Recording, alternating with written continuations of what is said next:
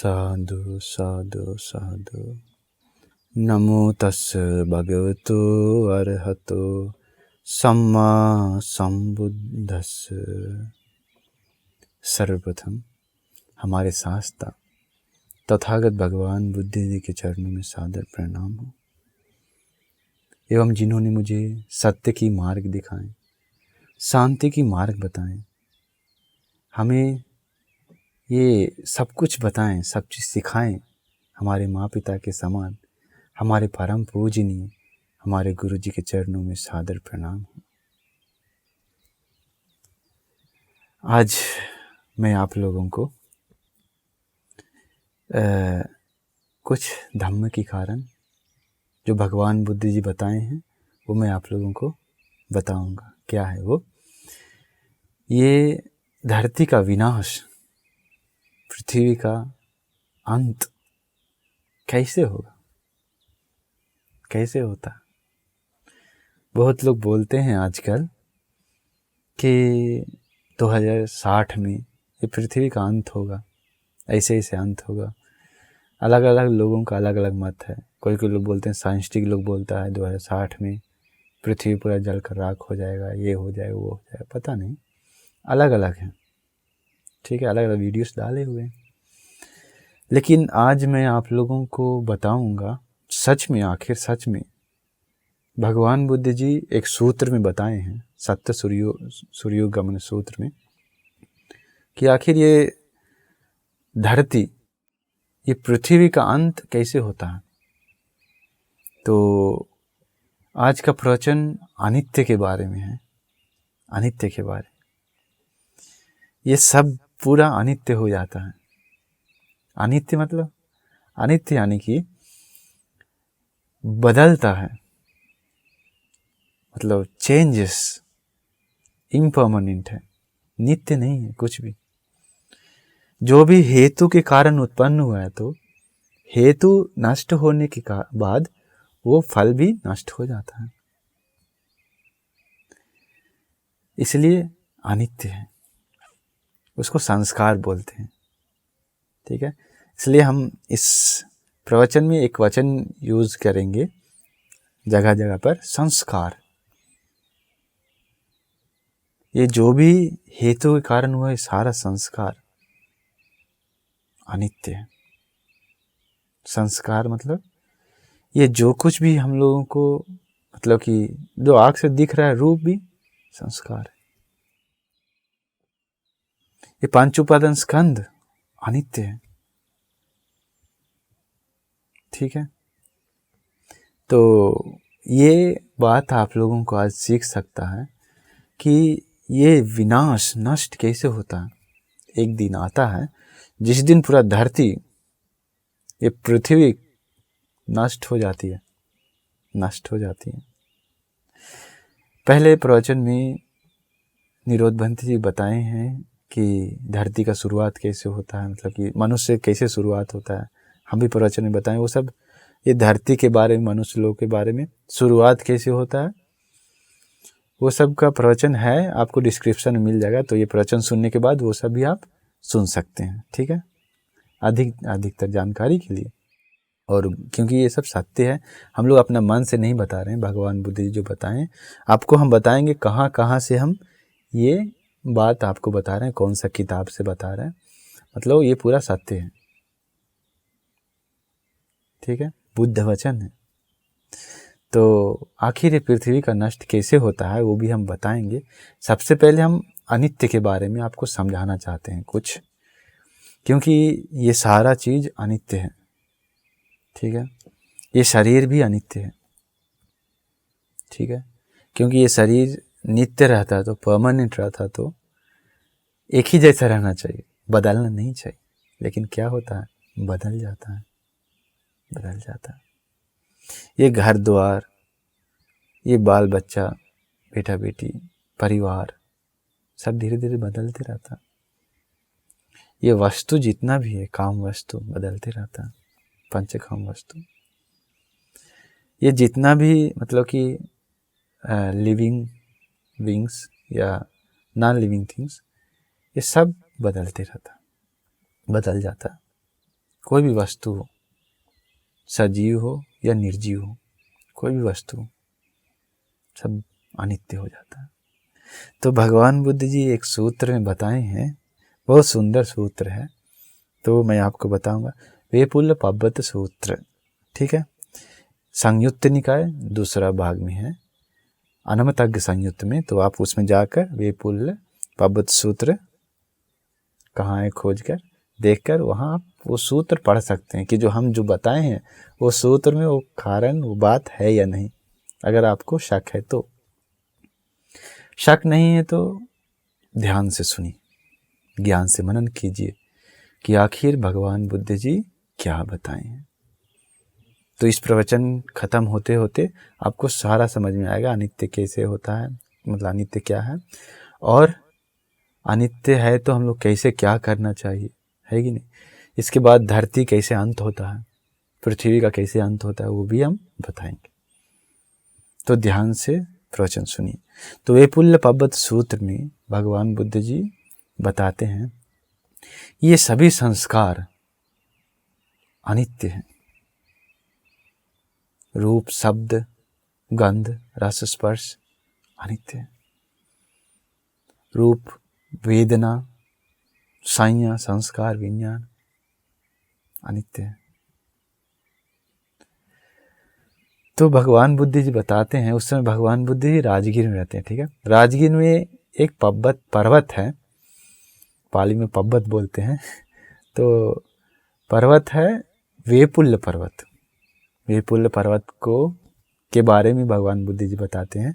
क्या है, भगवान बुद्ध जी बताते हैं, भिक्षुओं ये वेपुल्ल पर्वत दिख रहा है तुम्हें? जी भगवान बुद्ध जी बताते हैं ये वेपुल्ल पर्वत एक समय, कब, काकुसंद भगवान बुद्ध जी के समय में, आप सात भगवान बुद्ध जी के बारे में जानते होंगे, तो उसमें से काकुसंद भगवान बुद्ध जी के बारे में आता है विस्तार। तो काकुसंद भगवान बुद्ध जी के समय में भगवान बुद्ध जी बताते हैं उस समय ये वेपुल्ल पर्वत का नाम प्राचीन वंश रहता है। ये वेपुल्ल, अभी भगवान बुद्ध जी के समय क्या नाम था? वेपुल्ल पर्वत, ठीक है। तो काकुसंद भगवान बुद्ध जी के समय में क्या नाम था उस पर्वत का? वही पर्वत है, सेम, ठीक है। काकुसंद भगवान बुद्ध जी का समय का नाम था प्राचीन वंश। उस समय मनुष्य लोगों को कहता था तिवर।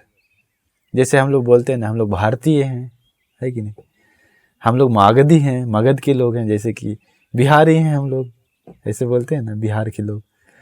तो हम लोग झारखंड है तो झारखंडी हैं, ऐसे बोलते हैं। तो अलग अलग झारखंड के लोग, ये अलग अलग लोग का, मनुष्य लोग का नाम बढ़ जाता है। तो उस समय मनुष्य लोगों को बोलता था तिवर लोग। उस समय के लोगों का उम्र सुनकर आप विश्वास नहीं करिएगा शायद, कितना था जानते हैं? 40,000 साल। सोचिए तो, वो सब उम्र कम रहा है धीरे धीरे। अभी हम लोग देखिए, हम लोग का परंपरा में देखेंगे तो 100 साल, 80 साल, 120 साल, 100 साल जीते थे लोग। लेकिन अभी क्या है, धीरे धीरे कम रहा, क्योंकि जो हम लोग खाते हैं पीते हैं वो सब में विष मिला रहा है, अलग अलग है। लोगों का गुणधर्म कम रहा है कि नहीं, लोगों का जो क्वालिटीज है वो खत्म हो रहा है, लोग पाप कर रहे हैं, अधर्म, राग, विषम लोभ, मिथ्या दृष्टि के कारण लोगों का उम्र, आयु कम रहा है। तो अभी कितना है, ज़्यादा से ज़्यादा कोई भी 60-70 साल जी रहा है तो वो भी आश्चर्य की बात है कि नहीं। आजकल तो ज़्यादा से ज़्यादा 60-70 साल में ही कोई भी 100 पार किया, मतलब आश्चर्य है आजकल, मतलब बहुत समय जी लिया, सोच लीजिए। तो धीरे धीरे कम रहा है, हम लोग को दिख रहा है वो कम रहा है, धीरे धीरे 40 होगा, 10 तक कमता है, भगवान बुद्ध जी बताएं उम्र। तो उस समय काकुसंद भगवान बुद्ध जी के समय 40,000 साल था उम्र। उस समय भगवान बुद्ध जी बताते हैं ये पर्वत बहुत ऊंचा था, बहुत ऊंचा था। काकुसंद भगवान बुद्ध समय, उस समय इस पर्वत के ऊपर चढ़ने के लिए लोगों को 4 दिन लगता था, चढ़ने के लिए 4 दिन। सोचिए तो कितना ऊंचा होगा। और उतरने के लिए भी 4 दिन लगता था, चढ़ने के लिए 4 दिन, उतरने के लिए 4 दिन। तो पर्वत कितना ऊंचा होगा। लेकिन भगवान बुद्ध जी कहते हैं, भिक्षु देखो वो पर्वत का नाम भी नष्ट हो गया, खत्म हो गया। वो मनुष्य, तीव्र मनुष्य लोग भी मर गए, मृत्यु हो गया उन लोगों का भी। जो काकुसंत भगवान बुद्ध जी थे उनका भी परिनिर्वाण हो गया। इसलिए भगवान बुद्ध जी बताते हैं, भिक्षु ये सब संस्कार, इसलिए इस प्रकार से ये संस्कार अनित्य है, ये संस्कार अनित्य है, अस्थिर है, अस्थिर है। इसलिए ये सारा संस्कार के प्रति जो आशा है, ये सारा चीज के प्रति, रूप वेदना संज्ञा संस्कार, ये सारा चीज के प्रति जितना भी हम लोग को वस्तु है, काम वस्तु, सारा चीज के प्रति जो आशा है वो दूर करना चाहिए। भगवान बुद्ध जी बताएं, दूर करना चाहिए, उससे मुक्त होना चाहिए हम लोगों को, भगवान बुद्ध जी बताते हैं। इसके बाद भगवान बुद्ध जी बताते हैं कि भिक्षुओं, इसके बाद वो सब पर्वत का नाम, मनुष्य लोग का पर्वत का नाम, पर्वत पे में चढ़ने के लिए उतरने के लिए जितना दिन लगता था, उन लोगों का मृत्यु हो गया। फिर वो भगवान बुद्ध जी का परिनिर्वाण, वो सब अनित्य हो गया, बदल गया। बदल कर कोनागमन भगवान बुद्ध जी के समय के बाद बताते हैं भगवान बुद्ध जी कि कोनागमन भगवान बुद्ध जी के समय उस पर्वत का नाम रहता था वंकक। वंकक पहले क्या था? तीवर। अभी क्या है? वंकक। क्या हुआ? बदल गया। पहले मनुष्य का नाम क्या था? तीवर। अभी क्या है? मनुष्य का नाम अभी मतलब कि कोनागमन भगवान बुद्ध जी के समय में रोहितस्य, रोहितस्य। फिर भगवान बुद्ध जी बताते हैं कोनागमन भगवान बुद्ध जी के समय मनुष्य लोगों का आयु 30,000 साल, 30,000 साल था। इसके बाद भगवान बुद्ध जी बताते हैं ये पर्वत पर चढ़ने के लिए 3 दिन लगता था, उतरने के लिए 3 दिन। पहले कितना? 4 दिन चढ़ने के लिए, उतरने के लिए 4 दिन। तो सोचिए कितना कम गया होगा, 1 दिन चढ़ना 1 दिन उतरना कम गया। आजकल सोचिए 1 दिन जिस पर पर्वत पर चढ़ने के लिए 1 दिन लगता है तो वो पर्वत कितना ऊंचा होना चाहिए, उतना ऊंचाई कम गया उसका, सोचिए कम गया। फिर भगवान बुद्ध जी बताते हैं कोनागमन भगवान बुद्ध जी के समय भी खत्म हो गया, उस समय लोगों का भी मृत्यु हो गया। भगवान बुद्ध जी भी परिनिर्वाण को प्राप्त किए, वो पर्वत का नाम भी खत्म हो गया, सब अनित्य हो गया, बदल गया, बदल गया। भगवान बुद्ध जी उसके बाद काश्यप भगवान बुद्ध जी के बारे में बताते हैं कि काश्यप भगवान बुद्ध जी के समय में ये पर्वत का नाम सुफस्य रहता है, सुफस्य। ये मनुष्य लोगों को बोलता है उस समय सुप्य, सुप्य। इसके बाद उस समय काश्यप भगवान बुद्ध जी के समय में मनुष्य लोगों का उम्र 20,000 साल, सोचिए 20,000 साल रहता है। इसके बाद भगवान बुद्ध जी बताते हैं उस समय काश्यप भगवान बुद्ध जी के समय इस पर्वत पर चढ़ने के लिए 2 दिन लगता था, उतरने के लिए 2 दिन। इसका मतलब 1 दिन और कम गया। सोचिए पर्वत भी कम रहा, पहाड़ भी कम रहा है, धीरे धीरे क्या हो रहा है? अनित्य हो रहा है, नाम भी बदल रहा है। फिर मनुष्य लोगों का जो बोलने का नाम है वो भी बदल रहा है, जैसे कि हम बताए थे आपको। फिर उसके बाद उम्र भी कम रहा है, उम्र भी कम गया, 40,000 था, 30,000 हुआ, 20,000। फिर उसके बाद पर्वत पर चढ़ने के लिए उतरने के लिए दिन भी कम रहा है, क्यों? पर्वत भी कम रहा है। इसलिए भगवान बुद्ध जी बताएं ये सब अनित्य है, सब अनित्य है, बदल जाता है। इसलिए आशा करने से, उस पर बंधित होने से कोई फायदा नहीं और दुख ही मिलेगा। इसलिए मुक्त होना चाहिए, भगवान बुद्ध जी बताएं। इसके बाद भगवान बुद्ध जी बताते हैं गौतम भगवान बुद्ध जी, मतलब अभी मतलब कि भगवान बुद्ध जी के समय भिक्षु अभी ये पर्वत को बोलता है क्या? वेपुल्य, वेपुल्य। अभी मनुष्य लोगों का नाम क्या है? मनुष्यों को बोलता है, उस समय उस तरफ के लोगों को बोलता था मागध, मगध बोलते हैं। जो हम लोग मगध, बिहार में रहने वाले लोग क्या मगध बोलते हैं उस तरफ। तो मगध मतलब पहले और बड़ा था, तो मागध बोलता है उस समय लोगों का। उस समय भगवान बुद्ध जी, गौतम भगवान बुद्ध जी जिस समय थे उस समय भगवान बुद्ध जी बताते हैं भिक्षु अभी का लोगों का उम्र बहुत ही स्वल्प है, बहुत ही स्वल्प है। कितना है? भगवान बुद्ध जी बताए हैं 100 साल, 100 साल से थोड़ा ज़्यादा कभी कभी किसी कोई लोगों को, नहीं तो 80 साल या 100 साल के बीच में ही रहता था। कुछ लोग हैं जो 120 साल तक जाते थे। तो भगवान बुद्ध जी बताएं 100-120 के आसपास में, मतलब 100 या उससे थोड़ा ज़्यादा। देखिए कितना कम गया उम्र, 20,000 से डायरेक्ट 100। सोचिए कितना लोगों का मन पापी बन गया होगा, कितना लोग पाप करता होगा। अभी देखिए कितना पाप करता है। पाप करने के कारण, अकुशल करने के कारण, उन लोगों का गुण धर्म क्वालिटीज कमने के कारण, अधर्म राग विषम लोभ मिथ्या दृष्टि बढ़ने के कारण लोगों का उम्र कमता है। तो भगवान बुद्ध जी के समय में भगवान बुद्ध जी बताते हैं, फिर ये वेपुल पर्वत पर चढ़ने के लिए भगवान बुद्ध जी समय कितना देर लगता है? थोड़ा देर लगता है। अभी भगवान बुद्ध जी बताएं थोड़ा देर लगता है उस समय। तो सोचिए तो थोड़ा कि सब बदल गया ना। ककुसंद भगवान बुद्ध समय, कोनागमन भगवान बुद्ध, काश्यप भगवान बुद्ध, गौतम भगवान बुद्ध समय। अभी हम लोग हैं तो अभी राजगीर जाकर देख सकते हैं आप। वेपुल पर्वत बोलिएगा तो लोग नहीं जानते,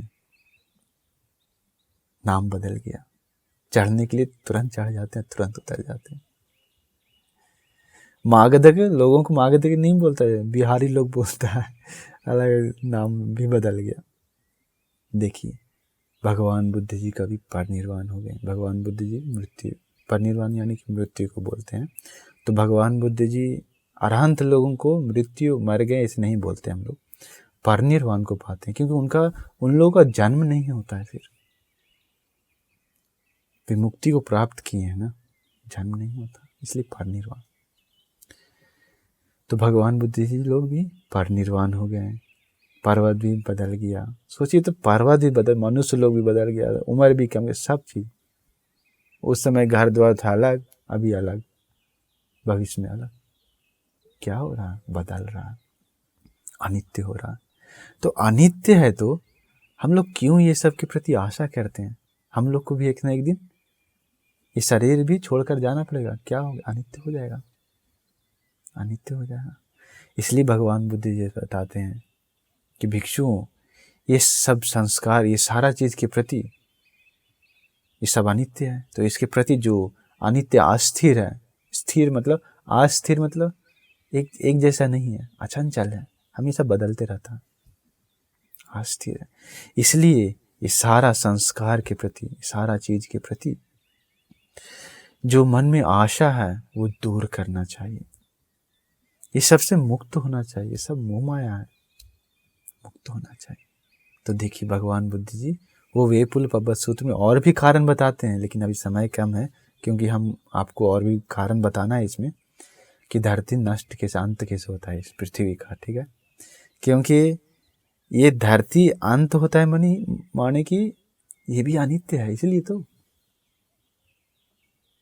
अगर नित्य रहता तो ये धरती पृथ्वी नित्य रहता तो कभी नष्ट नहीं होता, कभी इसका अंत नहीं होता, परमानेंट रहता तो। लेकिन भगवान बुद्ध जी बताते हैं ये भी इम्परमानेंट है, अनित्य है। तो भगवान बुद्ध जी सत्य सूर्योगमन सूत्र में है, क्या अंगुत्तर निकाय चौथा भाग में है, सत्तक निपात में। तो आप लोग चाहिए तो पढ़ सकते हैं। तो और नहीं, शक नहीं है तो ध्यान से सुनिए, ठीक ना, ज़्यादा खोजना जरूरत नहीं है। अगर ध्यान मतलब कि शक है तो, शक नहीं है तो, अगर शक है तो शक से ये प्रवचन मत सुनिए, ठीक ना, क्योंकि शक है तो प्रवचन मन में नहीं जाएगा, हमेशा गलती ही खोजते रहेगा। और ये सत्य सूर्योगमन सूत्र का क्या है ना महत्व, भगवान बुद्ध जी अंत में बताते हैं, ये नॉर्मल लोगों को विश्वास नहीं होता। नॉर्मल जो लोग हैं उन लोग विश्वास करना मुश्किल है, और नॉर्मल लोगों को बता भी नहीं सकता। नॉर्मल भगवान बुद्ध जी के समय में, उस समय भगवान बुद्ध जी बताते हैं ये नॉर्मल मार्ग फल लाभी लोगों को बिना और कौन बताएगा ये सब बात, ये सूत्र कौन बताएगा, कौन विश्वास करेगा? भगवान बुद्ध जी पूछते हैं, क्योंकि इसमें भगवान बुद्ध जी बताते हैं 7 सूरज का उत्पन्न होता है। 7 सूरज उगता है, एक एक ज़्यादा होता है तो दो आने के बाद क्या होगा, 3 आने के बाद क्या होता है, 4 आने के बाद, 5 सूरज उगने के बाद क्या होता है, 6 सूरज आने के बाद क्या होता है, 7 सूरज आने के बाद क्या होता है, भगवान बुद्ध जी अलग अलग बताएं। विश्वास नहीं हो रहा? 7 सूरज भी धरती पर जन्म मतलब कि उगता है, उत्पन्न होता है सूरज। सूरज मतलब कि ऐसा है, भगवान बुद्ध जी और भी सूत्र में बताएं, एक जगह पर बताए हैं कि आनंद भंती शायद पूछते हैं भगवान बुद्ध जी कि भगवान बुद्ध जी को कितना दूर तक अपना वॉइस आवाज़ फैला सकता है, मतलब कितना दूर तक आपको बात कर सकता है, लोगों को बता सकता है। जैसे हम लोग हैं तो 50, 100, 200 लोग ज़्यादा से ज़्यादा, 500 लोग चिल्ला के बोलेंगे तो है कि नहीं, 1000 ज़्यादा से ज़्यादा। लेकिन भगवान बुद्ध जी को पूछते हैं कितना दूर तक बात कर सकते हैं। भगवान बुद्ध जी उस समय बताते हैं कि आनंद, भगवान बुद्ध जी लोगों का इसका सीमा नहीं है। उस समय बताते हैं विस्तार कि इतना सूरज, इतना पृथ्वी, इतना ऐसा विस्तार उसमें बताते हैं। तो कभी और हम आपको बताएंगे। तो उससे भी पता लगता है कि सूरज और भी है, ठीक है, सूरज और भी है। तो इस सूत्र में 7 सूरज का भगवान बुद्ध जी बताए हैं, 7 सूरज के बारे में, कि आखिर ये 7 सूरज उगते समय एक एक का क्या क्या होता है, कैसे धरती का मतलब पृथ्वी का अंत होता है, ठीक है। भगवान बुद्ध जी बताए हैं सिनेरु पर्वत के बारे में। इस सूत्र में, सत्य सूर्युग गमन सूत्र में सिनेरु पर्वत, आप लोग शायद नहीं सुने होंगे। सिनेरु पर्वत को हम लोग नॉर्मल मनुष्य लोग आँख से नहीं देख सकते, समुद्र के कहीं तो है, बहुत बड़ा पर्वत है, ठीक है। वो हम लोग का आँख, नॉर्मल मनुष्य लोग का आँख से नहीं देख सकते हैं, ठीक है। देखने भी मत जाइए, जो बोल रहे हैं विश्वास कीजिए, बुद्ध वचन है। विश्वास नहीं तो अंगुत्तर निकाय 4 भाग किताब में सत्तक निपात में आप देख सकते हैं, सत्य सूर्युग गमन सूत्र में, कि ये सब विस्तार है। इसलिए मैं आप लोगों को बता रहा हूँ, ये त्रिपिटक से लेकर, सूत्र पिटक से लेकर ही आप लोगों को बता रहा हूँ। आजकल बहुत लोग बुद्धहीन इस धम्म में, सिर्फ बुद्धहीन इस धम्म में ही पढ़कर सोचता है यही पूरा धर्म है, यही पूरा धम्म है। यही पूरा धम्म नहीं है, यही नहीं धम्म है। श्रीलंका आकर देखिए, विश्वास नहीं है तो। सिर्फ इंडिया में महाराष्ट्र लोगों को बहुत प्रॉब्लम है, मतलब सभी लोगों को नहीं है, कितना लोग हैं जो विश्वास नहीं करते हैं। लेकिन श्रीलंका में, थाईलैंड में और देशों में जो बुद्ध धर्म जानते हैं, उन लोग विश्वास करते हैं ये सूत्र पिटक, त्रिपिटक।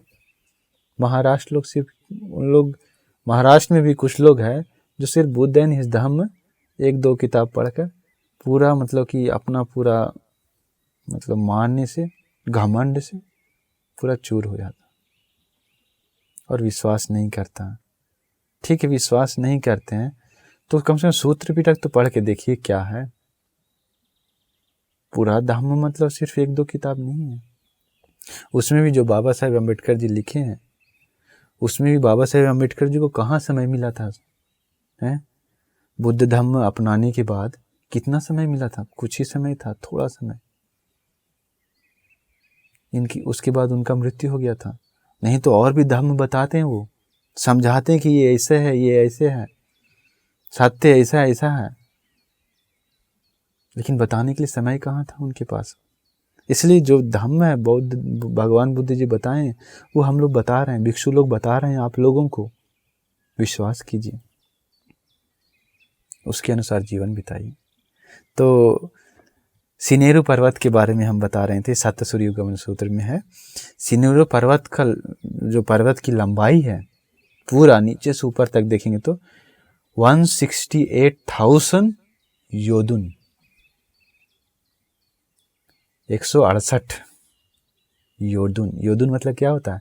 एक योदुन मतलब धम्म किताब में आता है, वो इधर बोलता है श्रीलंका में भी योदुन, एक योदुन मतलब 10 किलोमीटर लगभग माना जाता है।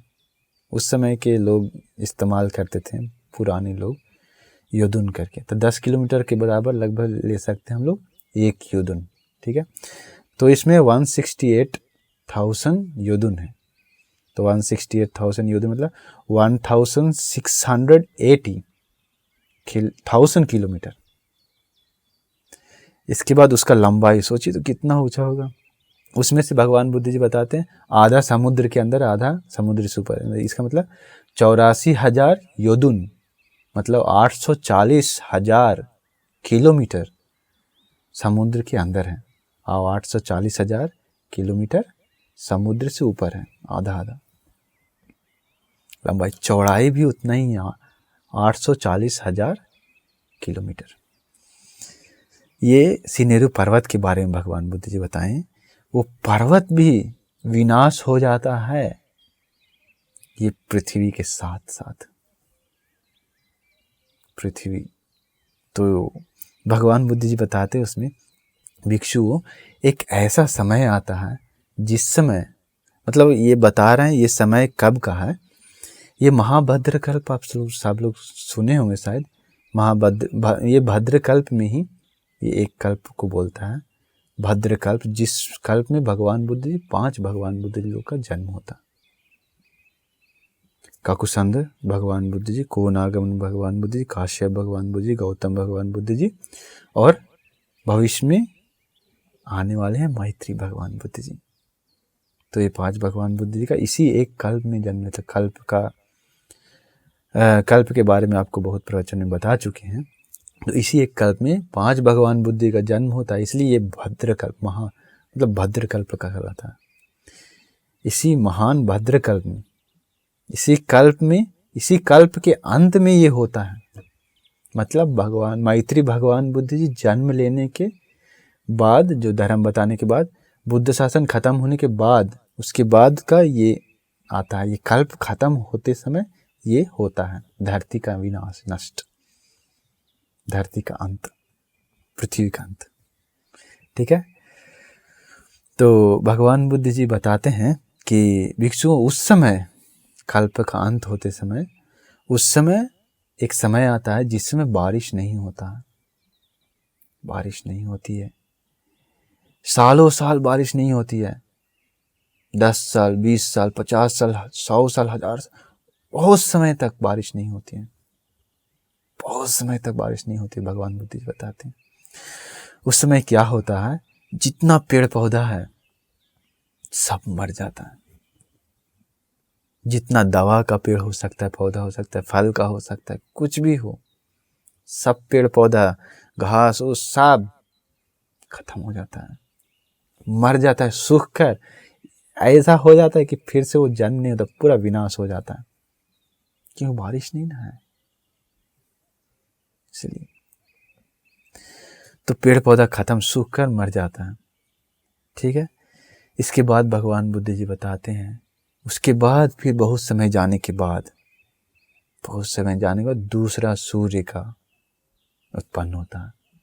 दूसरा सूर्य भी उगता है। मतलब अभी दुनिया में, अभी तो हम लोग को एक ही सूर्य दिखता है, उस समय 2 सूर्य दिखेगा। उस समय भगवान बुद्ध जी बताएं, जब 2 सूर्य जन्म उत्पन्न आता है, उस समय छोटा छोटा जो नदियां हैं, वो नदियां सूख जाती हैं, वो नदियां सब खत्म हो जाती हैं, फिर पानी नहीं आता है, उस समय पूरा सूख जाती है, थोड़ा भी पानी नहीं है, सूख जाती है। 2 सूरज आने के बाद फिर भगवान बुद्ध जी बताते हैं तीसरा सूरज का भी बहुत समय जाने के बाद फिर तीसरा सूरज भी उत्पन्न होता है,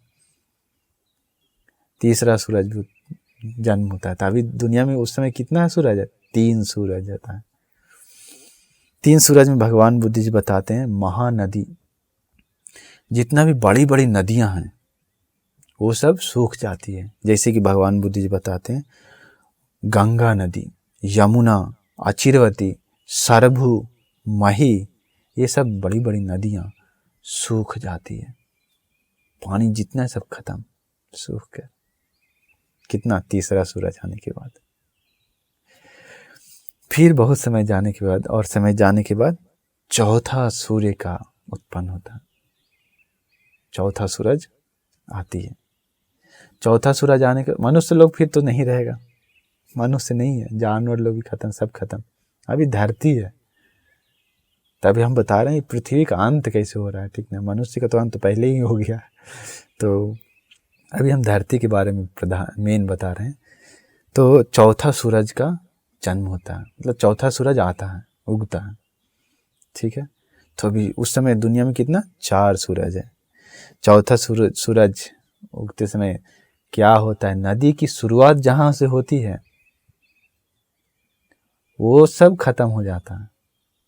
मतलब बड़ी बड़ी नदियाँ का जहाँ से शुरुआत होती है वो सब खत्म। भगवान बुद्ध जी बताते हैं उस समय कहाँ से शुरू होती है। भगवान बुद्ध अनोतप्त विल, इसके बाद सिंह प्रपात विल, इसके बाद रथकार विल, खार्नमुंड विल, इसके बाद कुणाल विल, छद्दंत विल, मंदाकिनी विल, ये सब सूख जाती है। ये सब नाम जो बताए हैं वो सूत्र में था, इसलिए हम लिख कर लेकर आए हैं। तो ये सब है जहाँ से बड़ी बड़ी नदियाँ का शुरुआत होती है, नदी का शुरू होती है वो सब जगह से। तो वो सब जगह पर भी पानी पूरा सूख जाती है चौथा सूरज आने के बाद। फिर है 5वां सूरज के बारे में भगवान बुद्ध जी बताते हैं। 5वां सूरज उत्पन्न होने के बाद, 5वां सूरज उगने के बाद उस समय धरती पर कितना 5 सूरज है। सोचिए कितना गर्मी होगा, कितना पूरा नदी, बड़ी बड़ी नदियां सब सूख रही है, तो सोचिए तो पूरा वाष्प हो रहा है, तो सोचिए तो कितना मतलब कितना गर्मी होगा धरती पर। 5वां सूरज आने के बाद भगवान बुद्ध जी बताते हैं धीरे धीरे उसके बाद समुद्र का पानी भी सूखने लगती है। समुद्र देखे हैं आप लोग, कितना बड़ा समुद्र है। समुद्र सूखने लगती है 5वां सूर्य आने के बाद। 5वां सूरज उगने के बाद समुद्र का पानी इतना कम जाता है, इतना कम जाता है। भगवान बुद्ध जी अंत में धीरे धीरे कम कम करके कमते बताते हैं इतना कम जाता है कि छोटा सा मतलब उंगली भी भिंगाने लायक नहीं है, मतलब पूरा खत्म भी हो जाता है उसके बाद। मतलब 5वां सूरज उगने के बाद पूरा समुद्र सूख जाती है, पूरा समुद्र सूख गई 5वां सूरज। उस समय आदमी लोग तो नहीं है, जो भी मछली लोग या कुछ सब खत्म, मर गया, सब कुछ नहीं, प्राणी लोग तो नहीं धरती पर। तो सोचिए तो उस समय समुद्र सूखने के बाद कितना गड्ढा गड्ढा होगा ना, पूरा गड्ढा होगा, इतना गहरा गहरा। सोचिए तो अभी धरती विनाश हो रहा है, ठीक है। फिर भगवान बुद्ध जी बताते हैं फिर और भी समय जाने के बाद छठा सूर्य का आगमन, मतलब कि छठा सूर्य उगता धरती पर। उस समय 6 सूरज धरती से दिखती है। 6 सूरज आने के बाद सोचिए तो कितना गर्म होगा। छठा सूरज आने के बाद भगवान बुद्ध जी बताते हैं ये सिनेरु पर्वत, जो समुद्र का आधा अंदर था आधा ऊपर था, अभी समुद्र सूख गया, पूरा इस पर्वत है, वो पर्वत और ये पूरा पृथ्वी धरती से क्या होता है, छठा सूर्य आने के बाद धुआं निकलने लगता है। आप लोग कुछ जलाएं, जैसे कुम्हार देखे होंगे, कुम्हार मिट्टी का जो कुछ प्याला या कुछ बनाता है, कप वगैरह, तो उन लोग जलाता है, जो जलाकर वो मिट्टी को गर्म करता है, तो उस समय जो जलाते समय धुआं निकलता है। भगवान बुद्ध जी जलाते हैं उसी पर जैसे धुआं निकलता है। हम लोग भी कुछ लकड़ी या कुछ भी जलाते हैं तो जैसे कभी कभी बहुत धुआं निकलता है, उसी प्रकार से सोचिए तो पूरा धरती से, पूरा पृथ्वी से पूरा धुआं निकलने लगता है, धुआं निकलने लगता है, पर्वत से भी धुआं निकलने लगता है छठा सूर्य उगने के बाद। अभी धुआं निकल रहा है, पूरा धुआं ही धुआं। इसके बाद भगवान बुद्ध जी बताते हैं समय जाने के बाद, और समय के बाद 7वां सूरज का भी आगमन होती है, मतलब 7वां सूरज भी उगती है। उस समय 7 सूरज धरती से दिखती है। कोई तो देखने वाला है नहीं, लेकिन 7 सूरज के कारण धरती इतना गर्म हो जाती है, इतना गर्म। छठा में तो धुआं फेंकने लगा, धुआं निकलना, 7वां में पूरा जलने लगती है। चिनेरु पर्वत, धरती, सब पृथ्वी जलने लगती है। गरम मतलब बर्दाश्त नहीं कर पाती, सब सूरज मिलने के बाद इतना गरम बर्दाश्त नहीं कर पाता धरती को, ये पूरा पृथ्वी जलने लगती है। जल के जल के जल के मतलब पूरा आग लग जाती, इतना बड़ा आग का पूरा ज्वाला, एक ज्वाला पूरा रहता, आग का ज्वाला जलकर पूरा भस्म हो जाती है। भगवान बुद्ध जी बताते हैं ऐसा भस्म होता है कि उसका राख भी नहीं बचता है, राख भी नहीं बचता है। जैसे आप लोग कपूर जलाए होंगे, कपूर जलने के बाद अंत में क्या बचता है? कुछ नहीं। उसी प्रकार पृथ्वी जलकर विनाश हो जाती है, खत्म हो जाती है, अंत में कुछ भी नहीं बचती है, राख भी नहीं बचती है, राख भी नहीं। इतना गर्म, सब खत्म, भस्म हो जाती है। कब? 7वां सूरज उगने के बाद। देखिए, इसलिए भगवान बुद्ध जी बताए, भगवान बुद्ध जी ये सब बताने का कारण था भिक्षुओं, ये सब अनित्य है, अनित्य है, ये सब अनित्य, सब संस्कार जो मतलब जो हेतु के कारण उत्पन्न हुआ है, वो सब चीज संस्कार अनित्य है, अनित्य है। ये पूरा पृथ्वी ही अनित्य है, धरती ही अनित्य है, एक न एक दिन विनाश हो जाता है। इसलिए भगवान बुद्ध जी बताते हैं ये सब अनित्य है, अस्थिर है, अस्थिर है। इसके बाद भगवान बुद्ध कहते हैं इसलिए ये सारे चीज के प्रति जो आशा है वो दूर करना ही श्रेष्ठ है, दूर करना चाहिए, क्योंकि आशा के कारण ही हम लोग को दुख उत्पन्न होता है। आशा होने के बाद वो अगर कारण नहीं हुआ तो हम लोग कितना दुख होती है। तन्हा तृष्णा से ही, पंचकाम के प्रति जो आशा है, तृष्णा है, उसी से हम लोगों को दुख उत्पन्न होती है। इसलिए भगवान बुद्ध जी बताएं सब अनित्य है, छोड़ दो पकड़ना। पकड़ना एक मतलब कि बुद्धिमान ज्ञानी लोगों का नहीं है, क्योंकि ये सब इनपर्मानेंट ना है, इनपर्मानेंट है। तो हम लोग आशा नहीं, ठीक है जीवन जीना चाहिए, खाना पीना खाना चाहिए, लेकिन उसके प्रति जो मन बंधित है, मन से हम लोग पकड़े हुए हैं, वो नहीं करना चाहिए। जो तृष्णा है, आशा है, वो हटाना चाहिए। वो सब सामान के प्रति, घर द्वार के प्रति सब हटाना चाहिए। रहना चाहिए, खाना चाहिए, पीना चाहिए, जो लेकिन मन से जो बंधित है वो खत्म करना चाहिए। मन से नहीं बांधना चाहिए, ताकि कुछ भी चेंजेस होगा तो आपको दुख नहीं आएगा, दुख नहीं मिलेगा। इसलिए भगवान बुद्ध जी बताते हैं ये जितना विस्तार बताएं, धरती पूरा विनाश हो जाता है, धरती का अंत हो जाता है, पृथ्वी का अंत हो जाता है। ये तुम लोगों को ये जो आशा है ये सब के प्रति, वो आशा दूर करने के लिए पर्याप्त है,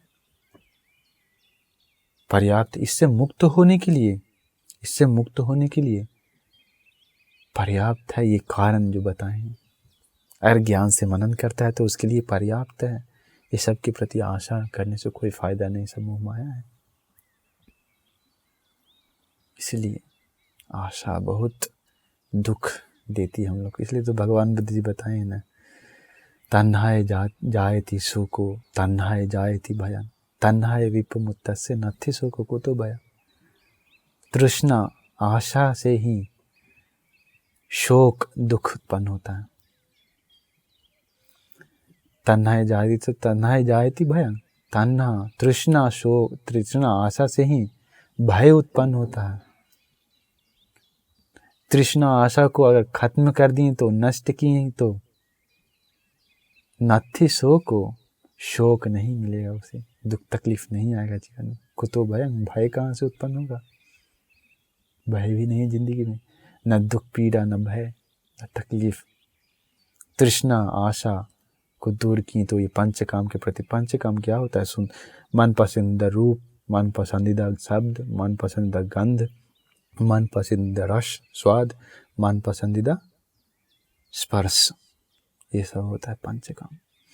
तो देखिए भगवान बुद्ध जी फिर अंतिम बताते हैं, ये पृथ्वी और सुमेरु पर्वत जलकर भस्म हो जाती है ना, ये सब कारण, ये सब बात मार्ग फल लाभी, पहले भी हम बता चुके हैं, मार्ग फल लाभी जो सोतापन हो, सगदागामी, अनागामी, आरांत लोग हैं, वो सब के बिना और कौन बता सकता है ये सब बात, और कौन विश्वास कर सकता है? नॉर्मल लोग को विश्वास नहीं कर सकते, भगवान बुद्ध जी बताएं।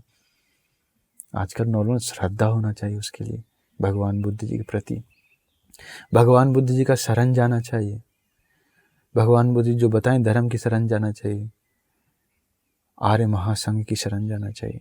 उसके बाद जो श्रद्धा उत्पन्न होती है ना, उस श्रद्धा के कारण वो विश्वास करता है या विश्वास करती है, कोई भी स्त्री हो या पुरुष विश्वास कर। क्योंकि भगवान बुद्ध जी एक और सूत्र में, गोमीय पिंडोपम सूत्र में बताएं, ये भी संयुक्त निकाय तीसरा भाग में है। तो ये तीसरा भाग में, वो सत्य सूर्योगम में चौथा भाग में था, खंडक वर्ग में। तो गोमी पिंडोपम सूत्र में भगवान बुद्ध जी बताते हैं, क्या बताते हैं, मतलब उसमें और भी विस्तार है, हम छोटा सा एक कारण उसमें से बताते हैं। भगवान बुद्ध जी अपना हाथ पर छोटा सा गोबर लेते हैं, गोबर का छोटा सा गोबर जानते हैं, गाय का, जो गाय टॉयलेट करती है, तो गोबर थोड़ा हाथ में लेते हैं। देखिए, तो भगवान भी भिक्षुओं को बताने के लिए गोबर हाथ पर, छोटा सा गोबर लेकर हाथ पर भगवान बुद्ध जी बताते हैं, भिक्षुओं, ये जो छोटा सा गोबर का गोली दिख रही है, छोटा सा गोबर दिख रही है, जी भगवान, इतना भी चीज नित्य नहीं है। भगवान बुद्ध जी बताते हैं, इतना थोड़ा भी दुनिया में कुछ नित्य नहीं है। सोचिए, एक और जगह पर मिट्टी थोड़ा सा हाथ में लेकर भगवान बुद्ध भिक्षुओं को बताते, इतना भी थोड़ा नित्य नहीं है कुछ, ये सारा चीज अनित्य है, सारा चीज अनित्य है। तो देखिए, ये पृथ्वी का बात भी क्या है, ये सब अनित्य हो जाएगा, जल कर खत्म हो जाएगा। 7 सूरज उगने के बाद सोचिए, तो वो जलकर इतना आग, बड़ा मतलब ज्वाला उगती है। भगवान बुद्ध जी बताते हैं, बहुत बड़ा ज्वाला का पूरा आग पूरा बहुत दूर तक फैलती है, अंत में सब विनाश होकर भस्म हो जाती है। देखिए, इसलिए अभी आप लोगों को पता चल गया होगा कि आखिर मतलब कैसे ये धरती का, पृथ्वी का अंत होती है। और पहले भी हम आपको बताएं अनित्य के बारे में, तो ये सब के प्रति आप आशा जो है वो दूर कीजिए, सामान के प्रति जो आशा है वो दूर कीजिए। ठीक है, रखना चाहिए, सेफ्टी करना चाहिए, है कि नहीं, लेकिन एक आशा होता है ना, वो नहीं रहना चाहिए। सामान है तो, महंगा है तो उसका सेफ्टी करना, उसको ध्यान से इस्तेमाल करना कर्तव्य बनता है हम लोगों को, लेकिन जो आशा है वो नहीं रहना चाहिए। एग्जाम्पल देखेंगे तो हम लोग का फ़ोन के प्रति, किसी को भी अपना फ़ोन के प्रति आशा रहता है कि नहीं, तो अपना फ़ोन है तो वो इस्तेमाल करता है, बहुत सेफ्टी से इस्तेमाल करता है, ठीक है। अगर वो गिर कर फूट गया या कोई चुरा लिया, कुछ कर लिया, सोचिए तो कितना दुख होता। इसलिए, लेकिन आशा नहीं है, लेकिन सेफ्टी से इस्तेमाल कर रहा है, ठीक है, सुरक्षित इस्तेमाल करता है अच्छा से, क्योंकि महंगा भी है तो इस्तेमाल करता है, अच्छा से इस्तेमाल करता है, लेकिन मन में आशा नहीं है, बंधित नहीं है। बंधित नहीं होने के कारण, वो कुछ होने के, बंधित नहीं होने के कारण वो कुछ होता है तो इसको दुख नहीं मिलता। अगर बंधित है तो इसको कुछ होता है तो इसको भी बहुत दुख मिलता है। ऐसा सिर्फ हम फ़ोन तो एक एग्जाम्पल ही, बाकी सब चीज़ के बारे में ऐसा ही है। इसलिए आजकल लेंगे तो दुनिया में ऐसा कुछ भी चीज़ नहीं है जो नित्य हो, सब इम्पर्मानेंट है। इसलिए धर्म कारण भी आप लोग सीख कर, जो भी चीज़ के प्रति आप लोगों का मन में आशा है तो, तृष्णा है तो, वो सब धीरे धीरे हटा दीजिए। आपका ही हित सुख के लिए होगा, कल्याण के लिए होगा। जीवन में पुण्य कीजिए, कुशल कीजिए, ध्यान साधना कीजिए, दान दीजिए, ताकि आपका जीवन इस जन्म धार्मिक ढंग से बिताइए और मृत्यु के बाद भी आपका परलोक मृत्यु के बाद भी आपका सुगति लोक में जाने के लिए मौका मिलेगा। स्वर्ग में मतलब कि दिव्य लोक में जाना आसान नहीं है। सब लोग बोलते हैं ना दिव्य लोक नहीं है, ये हुआ है, लेकिन बहुत मुश्किल है, आसान नहीं। आजकल जितना लोग मृत्यु होते हैं सब दुर्गति में जन्म लेते हैं। अधिकतर लोग दुर्गति में, 100 में से 99.9%, 99.99.9 भी बोलेंगे तो सब दुर्गति में। बहुत कम ही लोग हैं जो सुगति में जन्म लेते हैं। इसलिए आप लोग दान देकर, आप लोग पुण्य करके, आप लोग कुशल करके, ध्यान साधना करके आप लोग बहुत बहुत अपना जीवन में पुण्य कीजिए, कुशल कीजिए। इसलिए मैं आप लोगों को आशीर्वाद करता हूँ कि हमेशा आप लोग अनित्य के बारे में ही मनन कीजिए। कुछ भी देखते हैं तो सोचिए ये भी एक न एक दिन अनित्य हो जाएगा, बदल जाएगा।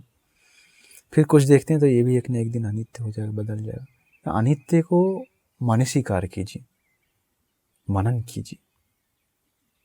जब जब मौका मिलता है कुछ भी देखते हैं तो अनित्य सोचिए। किसी के प्रति आपको कोई रूप, स्त्री का रूप देखकर अगर मन खिंचा रहा है तो उसके प्रति जा रहा है तो सोचिए ये भी एक न एक दिन अनित्य हो जाएगा, अनित्य हो जाएगा, क्योंकि बदल जाएगा। वो भी एक न एक दिन बूढ़ी होगी ना, बूढ़ी होगी, अनित्य हो जाएगा। किसी चीज़ के प्रति आशा उत्पन्न है तो सोचिए नहीं वो भी एक न एक दिन अनित्य हो जाएगा। ऐसा है। इसलिए आशीर्वाद करते हैं आप लोगों को कि आप लोगों को भी अनित्य मनन करते हुए, जीवन में पुण्य करते हुए, कुशल करते हुए, खुशी से, शांति से धर्म के रास्ता पर चलते हुए इस जीवन में भी आप लोगों को अच्छा से जीवन बिताने का भाग्य मिले एवं मृत्यु के बाद भी आप लोग सुगति में जन्म लेने का भाग्य मिले। सभी दुखों से मुक्त होने के लिए आप सभी लोगों को ये कारण, ये पुण्य हेतु उपकार हो जाए। साधु साधु साधु। नमो बुद्धाय।